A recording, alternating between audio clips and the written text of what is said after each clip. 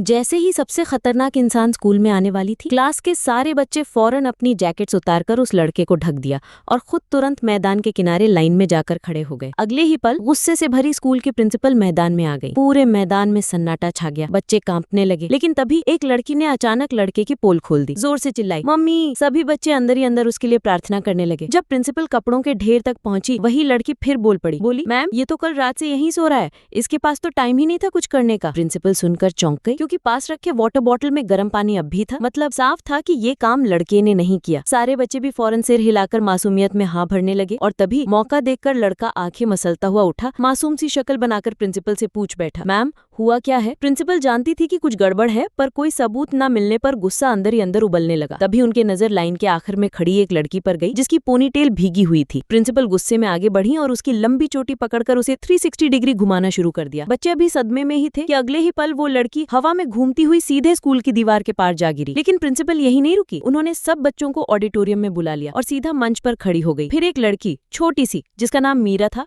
उसे मंच पर खींच लिया और बिना सोचे समझे उसे केक चोरी का दोषी ठहरा दिया। फैसला सुना दिया, अब इसे छोटे कमरे में बंद कर दूंगी। तभी ऑडिटोरियम की आखिरी लाइन से अजीब सी आवाज आई। लड़का जिसने असल में केक खाया था झट से अपना मुंह दबा लिया, लेकिन केक की खुशबू सबको बता गई कि असली चोर वही लड़का है। प्रिंसिपल ने गहरी सांस ली और बिना कुछ कहे सब समझ गई कि असली चोर वही लड़का है। लड़के ने हिम्मत करके गलती मान ली, बोला, मैम हाँ, केक मैंने ही खाया है। सोचा था बुरी तरह डांट पड़ेगी, लेकिन प्रिंसिपल ने उल्टा रसोई घर को ऑर्डर दिया। 4 लेयर वाला एक बड़ा केक बनाया गया, लड़के के सामने रख दिया और कहा, 10 मिनट में खत्म तो सब माफ, वरना स्कूल से बाहर। डर के मारे और मम्मी पापा की डबल पिटाई के डर से लड़का पागलों की तरह केक खाने लगा। बाकी बच्चे खुद ही बन गए उसकी चीयर लीडिंग टीम। तालियां, शोर। प्रिंसिपल को पूरा भरोसा था लड़का नहीं खा पाएगा, लेकिन आखिरी सेकंड में लड़के ने पूरा केक चट कर दिया। ये देखकर तो प्रिंसिपल की शक्ल ही बिगड़ गई। गुस्से में बोली, खाया तो खाया, लेकिन सजा तो मिलेगी। फिर लड़के को स्कूल से बाहर फेंकने का फरमान सुना दिया। तभी मीरा ने जोर से आवाज लगाई, रुको मैम, इतनी बड़ी होकर अपनी बात से पलट रही हो। सुनकर प्रिंसिपल का गुस्सा 7वें आसमान पर। बोली,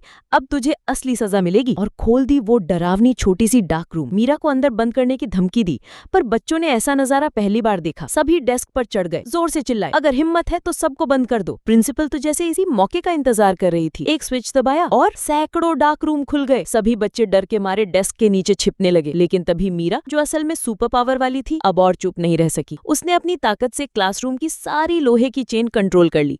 पल भर में वो चेनें एक विशालकाय स्टील मॉन्स्टर में बदल गईं। प्रिंसिपल अवाक रह गई। अगले ही पल मीरा ने उस मॉन्स्टर से सारे डार्क रूम तोड़ डाले, और जो इस सब की जड़ थी, मतलब प्रिंसिपल, उसे भी नहीं छोड़ा। नियन ली मेंटल पावर से प्रिंसिपल के बालों से चोटी बनाई, उसे हवा में घुमा दिया और सीधा क्लासरूम से बाहर मैदान में फेंक दिया। मीरा की ताकत देखकर प्रिंसिपल बिना पीछे देखे वहां से भाग गई। आखिरकार स्कूल में दोबारा शांति लौट आई।